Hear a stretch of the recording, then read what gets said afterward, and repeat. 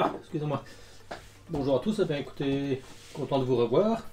Ben voilà, j'étais justement en train de consulter un aquafauna concernant les algues. Donc la vidéo précédente vous a plu, mais apparemment elle n'était pas assez complète. Et donc je vous ai promis de vous montrer comment on se battait contre les algues, et malheureusement je n'ai pas montré les outils. Donc voilà, c'est ce qu'on va peut-être faire aujourd'hui, hein. Donc vous avez présenté le petit pinceau pour les algues, il est ici. Il y avait la petite baguette magique avec le goupillon à tétine. Voilà, il y a plein d'objets, hein. Voilà, ici, donc tout ça, ben, c'est un grattoir à plantes. J'ai remplacé la lame par une carte de plastique style carte de banque. Voilà, comme ça ne griffe pas les carreaux. Voilà, vous pouvez aussi utiliser une carte de fidélité ou autre, peut-être pas la carte de banque, mais bon, sans en plus, hein. Et voilà, ça c'est excellent pour laver les vitres par exemple, pour gratter les vitres. Une petite éponge, contrairement à ce que l'on pense, ça ne griffe pas les vitres, donc il ne faut pas non plus assister comme un sauvage. Mais bon voilà, quand on a des algues qui étaient bien accrochées, de petits pinceaux métalliques. Je vais vous montrer, donc maintenant on va faire le petit tuto pour la fabrication du pinceau. Allez go, c'est parti. Nous y voilà, donc là on est dans l'atelier. On va commencer par le petit pinceau que j'ai fabriqué la fois passée. On va en recommencer un, comme ça vous voyez comment je le fais. Alors le matériel nécessaire pour celui-ci, c'est une tige de bambou, donc un tuteur que l'on utilise pour les plantes. Voilà.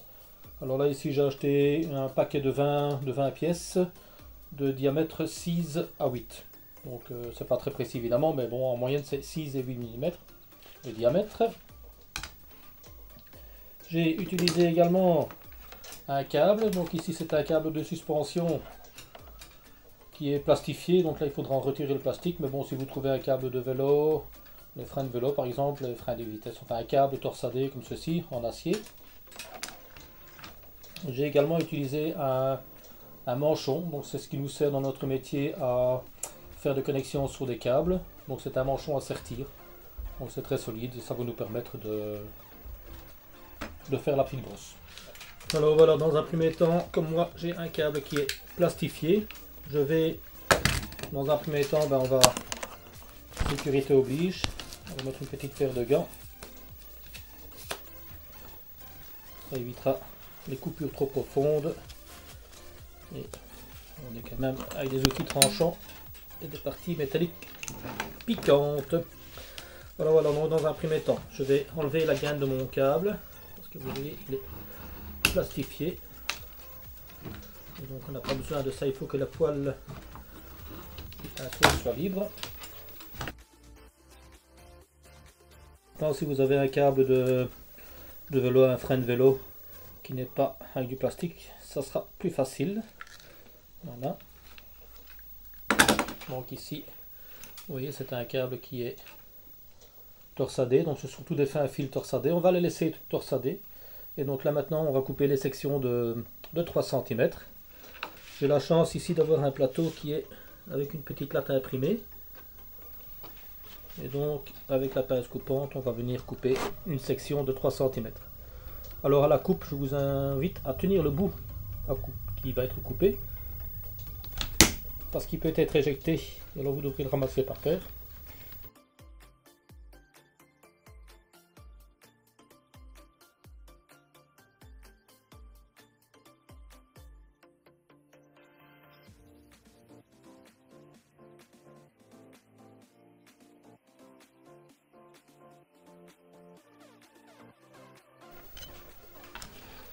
Maintenant que nous avons toute cette petite section de fil,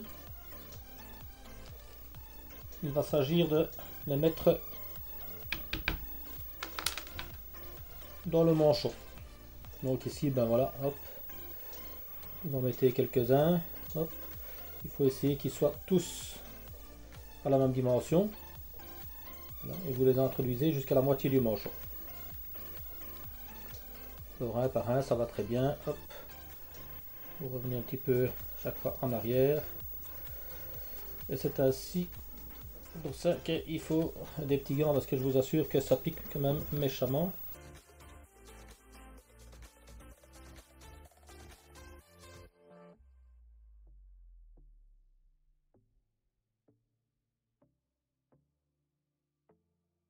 Là vous regardez dans le manchon s'il n'y a pas encore assez d'espace que pour en mettre un.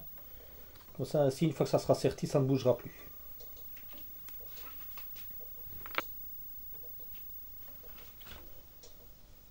Alors, maintenant, une opération qui est délicate et qui n'est pas donnée à tout le monde. Donc ici, c'est une grosse pince à sertir. Donc c'est un outil qui est spécifique pour notre métier. Je vais introduire dans la mâchoire de ma pince, comme ceci. Et je vais tout simplement sertir. Voilà. Donc ici ça a été serti et ça ne bougera plus. Donc les fils, c'est prévu pour du sertissage et de la conductivité électrique évidemment. Et donc c'est vraiment très serré. Et donc la première partie de notre pinceau est faite. Mais bon là voilà, on pourrait le laisser comme ça et aller chercher les algues sur la pierre ou autre. Voilà, ça tient, hop, ça tient bien. On a même encore l'occasion de ressertir encore une fois ici s'il faut. Une deuxième fois.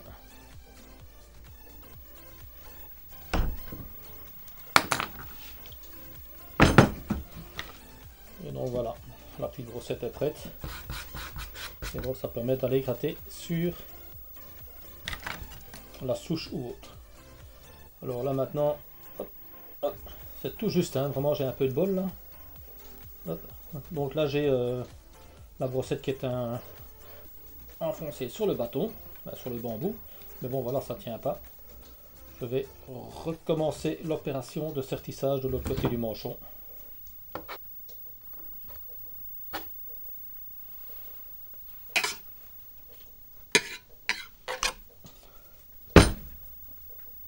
Hop là. Et voilà. Donc ici, on a le pinceau. Maintenant il est un peu grand, ben ça c'est pas compliqué. Prenez une petite scie à métaux et vous coupez votre bâton sur une vingtaine de centimètres comme ceci.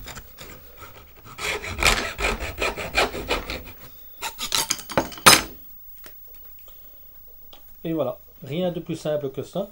Donc si vous avez laissé envahir votre aquarium par les algues, là maintenant ce qui vous restera à faire, ben, c'est plonger la main dans votre aquarium et aller chercher vraiment toutes les algues, et ça va vous permettre d'aller vraiment dans tous les petits recoins, entre les branches, dans les coins des pierres aussi.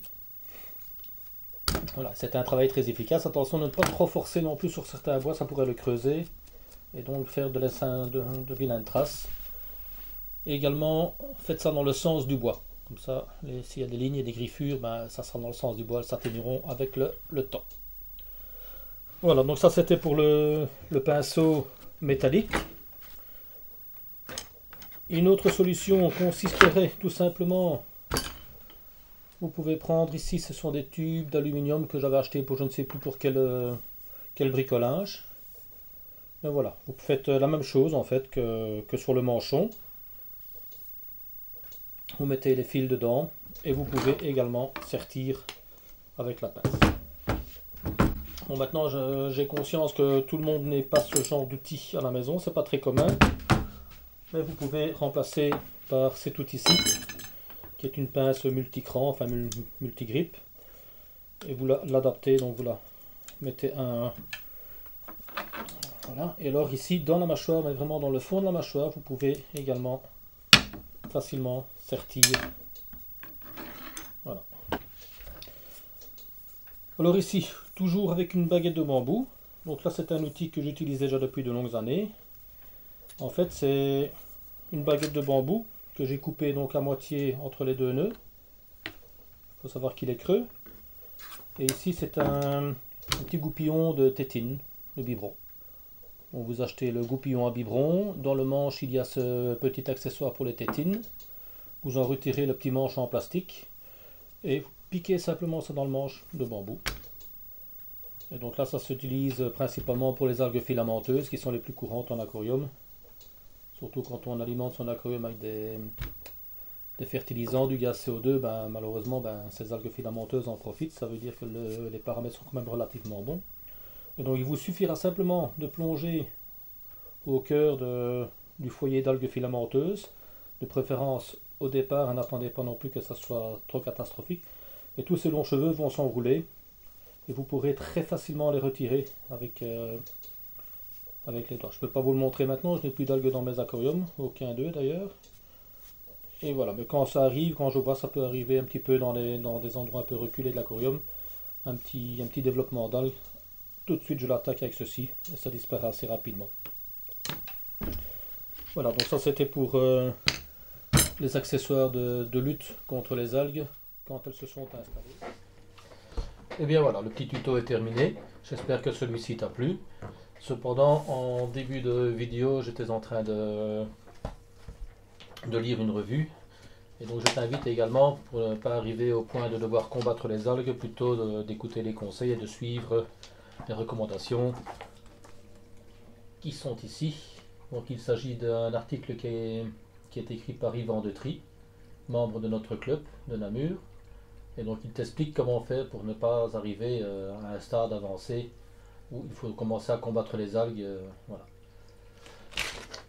Donc si cette vidéo t'a plu, je t'invite à t'abonner à ma chaîne, regarder la vidéo précédente. Dans la description tu trouveras des liens pour retrouver la revue. Salut à toi!